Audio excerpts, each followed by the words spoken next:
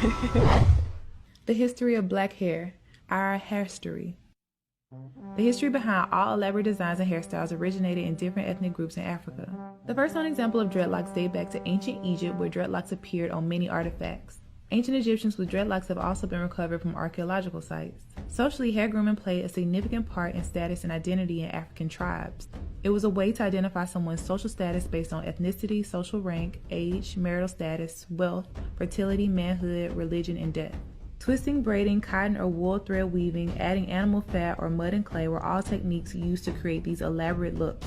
Due to styling taking hours and sometimes days, much like today, women use this time of beautifying as a chance to socialize and form meaningful bonds with one another. In 1444, Europeans began to kidnap Africans of all social statuses and trade them on the west coast of Africa. Many wore elaborate hairstyles. Although the Europeans were first entranced with and admired the complexity of style, texture, and adornment of black hair, something had to be done to rid them of their identity to maintain control and dependency. Many slave owners shaved not only the men's hair but women's hair as well. This was considered an unspeakable crime to many tribes. In 1619, the first slaves were brought to Jamestown. After being on a ship for 3 months in unbearable conditions where hygiene, let alone hair care maintenance, couldn't be maintained, many of the enslaved Africans' hair was matted upon arrival. The enslaved Africans were no longer allowed to speak their native languages, do traditional dances, and maintain their hair in the styles that they chose. All of the African culture and grooming traditions began to disappear. Slave owners wanted to cut off the enslaved Africans' connection to their true self. They pushed their standard of beauty, fair skin, straight hair, and thin facial features. African dark skin, kinky hair, and wider facial features were deemed unattractive. Because of this, lighter skinned, straight hair slaves commanded higher prices at auction.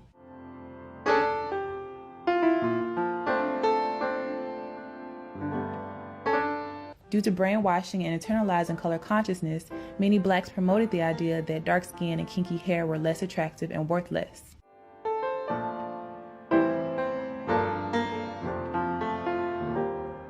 The enslaved Africans were given no way to care for their hair.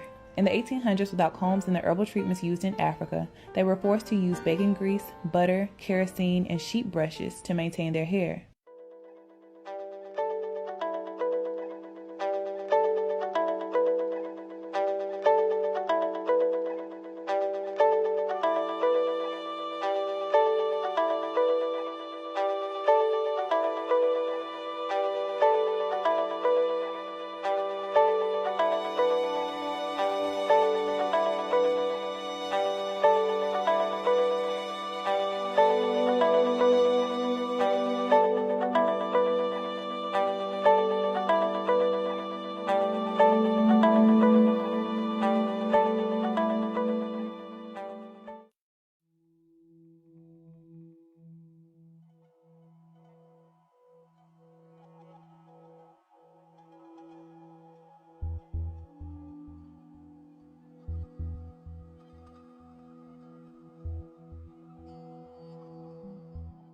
In 1845, metal hot combs are invented by the French and available to the United States. Many people believe Madam C.J. Walker invented the hot comb, which is incorrect.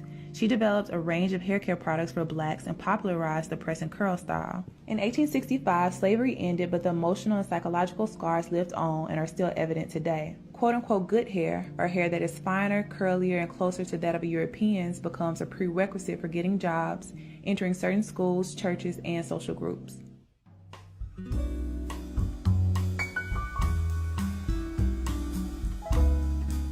In the 1920s, Marcus Garvey, a black nationalist, urged his followers to embrace their natural hair and reclaim their African aesthetic.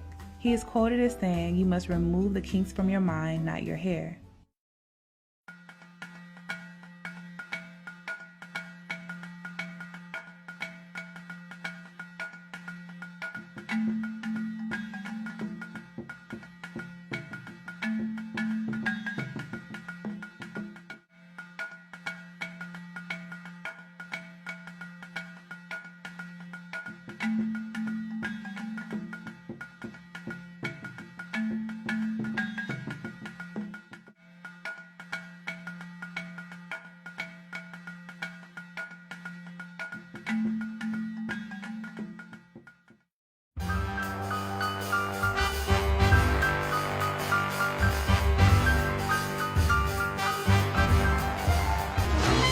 In 1954, George E. Johnson launches a permanent hair straightener for men that can be applied at home. A women's chemical straightener quickly follows. In 1962, actress Cicely Tyson wears cornrows on the TV drama East Side, West Side. This was a big deal because braids weren't considered a finished look for an adult woman.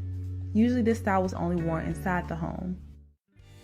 Angela Davis became an icon of Black power with her large afro. The afro became a symbol for Black power and pride. Kinky hair and dark skin is embraced, and the phrase "Black is beautiful" is coined.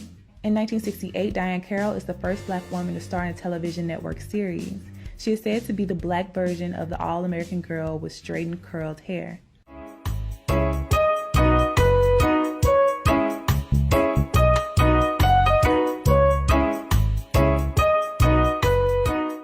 In 1971, Melba Tolliver is fired from the ABC affiliate in New York for wearing her hair in an afro. This caused a great deal of controversy. In 1977, the Jerry curl exploded on the Black hair scene. It was deemed a curly perm for Blacks, and the style lasted through the 1980s. In the 1990s, Essence magazine declares sisters love the weave, but natural styles and locks are starting to become more accepted as well.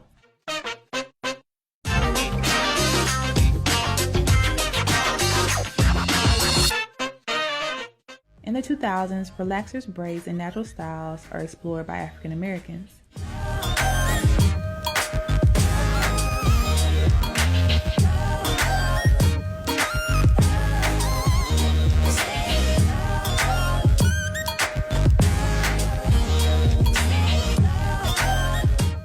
Around 2009, there is a surge in the number of women wearing their hair naturally.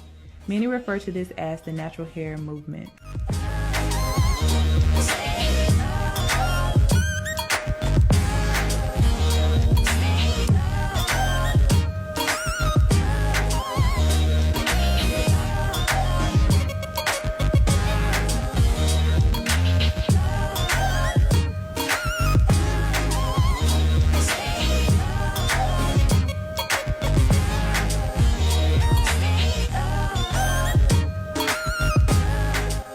In 2006, Black hair care is a billion-dollar industry. Black women consume 80% of the hair industry but only own 3%. Keratin and Brazilian treatments are marketed to smooth and straighten natural hair without damaging the hair. Naturals soon to find this to be false. Today, Black women are wearing their hair in a variety of styles, both relaxed and natural.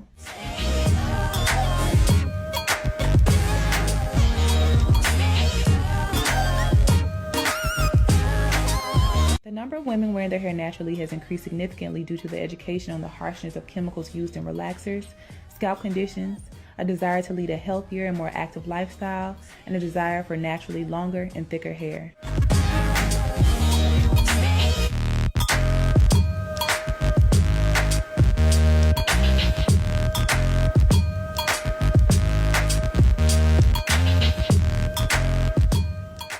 Many believe to truly embrace, understand, and appreciate our hair, especially in its natural state and how it directly relates to our culture, we must understand its history and be willing to maintain a certain level of integrity and respect regarding it. I wasn't able to list everything, unfortunately. The video would have been way too long, but I encourage you to continue to research about this subject. Thanks so much for watching. I'll see y'all next time. Peace, love, and light.